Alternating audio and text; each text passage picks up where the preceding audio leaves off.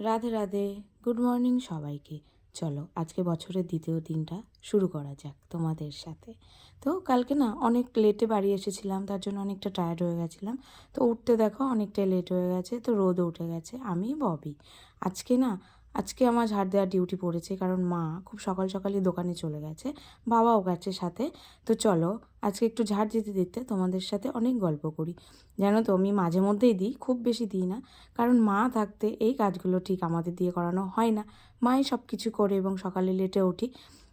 কাল তোমাদের সবার কেমন কাটলো, কোথায় কোথায় ঘুরতে গেলে, ফ্যামিলির সাথে কী কী করলে, পিকনিক করলে না কোনো ট্যুরে গেলে, না মায়ের কাছে পুজো দিতে গেলে, আমাকে অবশ্যই সবাই কমেন্ট করে জানাবে। দেখো আমাদের উঠোনটা খুব একটা বড় নয়, ছোটোই। পাশে আমার ফুল বাগানও আছে, আজকে তোমাদের ঘুরিয়ে ঘুরিয়ে দেখাবো। তার আগে যেতে হবে, ঘর ঝাড় দিতে হবে। এটা তো রোজগেরই ডিউটি আমার। মা সকাল সকাল দোকানে যায়, তো তার জন্য বাসি কাজগুলো একটু আমাকেই করতে হয়। আমি যখন কাজ করতাম তখন আমি টাইম পেতাম না, মাই সব কিছু করতো। কিন্তু এখন যেহেতু কিছুদিনের জন্য বাড়িতে আছি, তার জন্য সব কিছুই আমিই করি এবং মাকেও হেল্প করি। মা শিখিয়েও দেয়, ভালো হচ্ছে না, একদিন তো নিজে একা একা থাকতে হবে, তখন সব কিছুই করতে হবে। তো চলো দেখো জানলাটা দিয়ে কী সুন্দর ভিউ দেখা যাচ্ছে, চারি সাইডে সবুজ গাছপালা, পরিবেশটাই খুব মনোরম। যাই হোক, আজকে তোমাদের আমার ছোট্ট বাগানটা দেখাবো, যেখানে ফুল গাছের সাথে সাথে লঙ্কা গাছও আছে এবং বেগুন গাছও আছে এবং সাইডে অনেক জবা গাছও আছে। সেগুলো তোমাদেরকে বিকেলে দেখাবো। দেখো প্রত্যেক দিন সকালে উঠে আমার রেগুলার এই গাছগুলোকে জল দিতে হয়, এটাই আমার ডিউটি। তো যাই হোক, গাছগুলো খুব একটা বড় হচ্ছে না, কিন্তু দেখো গোলাপ ফুল ফুটেছে, সেটাওকে তোমাদের দেখাবো।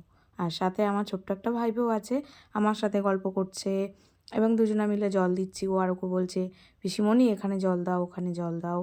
জানো তো, তোমরা কে কে বাড়িতে বাগান বানিয়েছো আমাকে কিন্তু অবশ্যই কমেন্ট করে সবাই জানাবে। দেখো এই গাছগুলো আমি কিনেছি সব এবং নিজেই পুঁতেছি, এবং মা তো হেল্প করেছেই, কারণ আমি খুব একটা ভালো চাষবাস বুঝিও না, মাই করে দিয়েছে, তাতে আমি জাস্ট একটু দেখভাল করি। জানো তো, ও দেখো এই ঠান্ডায়ও প্যান্ট পরেনি, ঘুরে ঘুরে বেড়াচ্ছে আমার পিছন পিছন, আমি জল দিচ্ছি। আর আমাকে জানো তো কী বলছে, পিসিমণি তোমার ফোনটা ভিডিও করছো, জলের মধ্যে ফেলে দাও।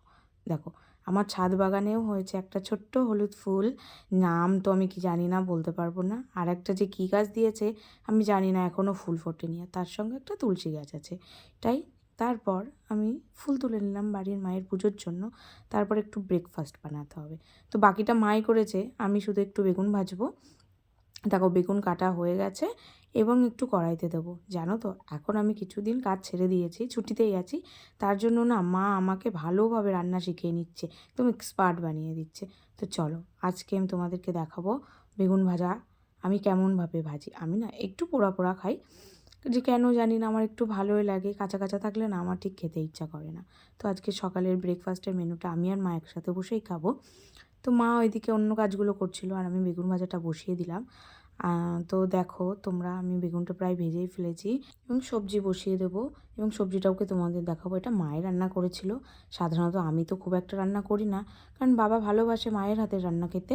তো আমি ওই জন্য মায়ের কাছ থেকে শিখছি। এই দেখো সোয়াবিন আলুর তরকারি, সেটা জাস্ট একটু গরম করব। দেখো আমার ব্রেকফাস্ট রেডি হয়ে গেছে এবং রোদ্দুরে মায়ের সাথে খেতেও বসেছি।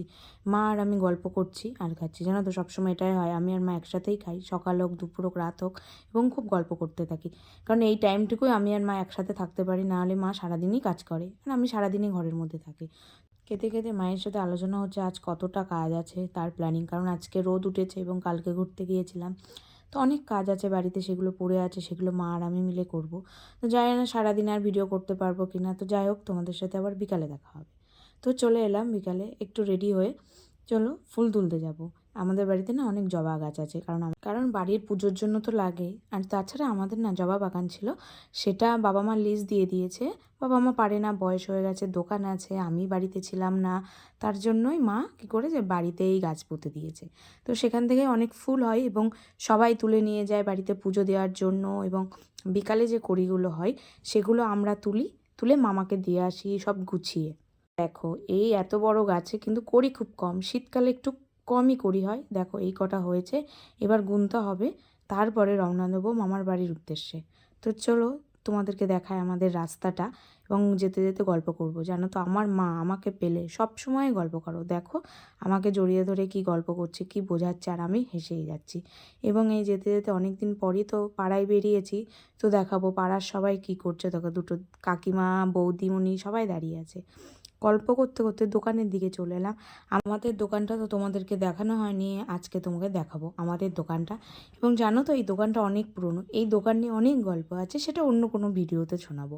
কিন্তু জানো তো দোকানের অপোজিটে যে বাড়িগুলো আছে সেগুলো আমার মামার বাড়ি, চলো তোমাদেরকে দেখাবো। এবং তার সাথে সাথে দেখো আমি না আজ অনেক দিন পর বিকালে বেরিয়েছি, ঠান্ডার মধ্যে বেরোনো হয় না, মা বাড়িতেই থাকে, বাবা আসে, তো আজকে বাবা আসেনি বলে আমি আর মা চলে এসেছি। আমি খুব একটা এদিকে আসি না, মাঝে মধ্যে ঘুরতে আসি, আর এখন তো ঠান্ডা পড়েছে তো বেরোবোই না। তো তাও আজকে একটু ঘুরতে এলাম। দেখো ড্রেনের জন্য রাস্তাটা কতটা গর্ত করেছে, বর্ষার সময় জল যেতে সমস্যা হয় তো। ওই দেখো দোকানের পাশ দিয়ে আমার ভাইবোকে দেখা যাচ্ছে, ও খেলা করছে ওর মায়ের সাথে। চলো ওর সাথে অনেক দিন দেখা হয়নি, একটু যাই ওর কাছে। জানো তো খুব দুষ্টু, আমাকে দেখলেই ঘরের মধ্যে চলে যায়, আমার সাথে কথাই বলতে চায় না, আমার কোলে উঠতে চায় না। দেখো আমি আস্তে আস্তে আমাকে লাঠি দিয়ে মারা শুরু করলো, এত বদ ভাবো। দেখো আমি ওকে বলছি আয় আয় চল বাজারে যাবো, ঘুরতে যাবো, কোলে নেবো, আসবেই না কিছুতে, দুষ্টুমি করছে ওই কাঠটা নেবে বলে। দেখো ওর মাকে বলছে, ওর মার কথাও শুনছে না, আমি জোর করছি, ও আমার দিকেই তাকিয়ে আছে কিন্তু কিছু বলছে না, আবার একটু রাগারাগিও করছে। এবার ওকে জোর করে দোকানে নিয়ে যাব, একটু খাবার খাওয়াবো, আমি একটু চা খাবো, তারপর বাড়ির দিকে এই দেখো চলে এসেছি প্রায়। জানো তো এই ময়ূরীর পালকটা না আমি নৈহাটি থেকে কিনেছি, কিন্তু বাড়িই আনা হয়নি, তাই আজকে দোকান থেকে বাড়ি নিয়ে যাচ্ছি। তো চলো এই করে বাড়ি চলে এসেছি। এবার সন্ধ্যেবেলা একটু পড়তে বসতে হবে, এই দেখো খাতা বই নিয়ে বসেই পড়েছি, কিন্তু পড়তে আর ইচ্ছা করছে না, তার জন্য ভিডিও তোলা একটু ভাব মারছি। জানো তো এই পড়ার নাম শুনলেই ঘুম পেয়ে যায়, কেন জানি না, সারা রাত ঘুম আসে না, কিন্তু বই নিয়ে বসলেই ঘুম এসে যায়। যদি আমার ভিডিও ভালো লেগে থাকে তো প্লিজ একটু সাবস্ক্রাইব করে দিও, পাশে থেকেও ভালোবাসা দিও। তো tata, good night, Radhe Radhe, আবার কাল দেখা হবে, বাই।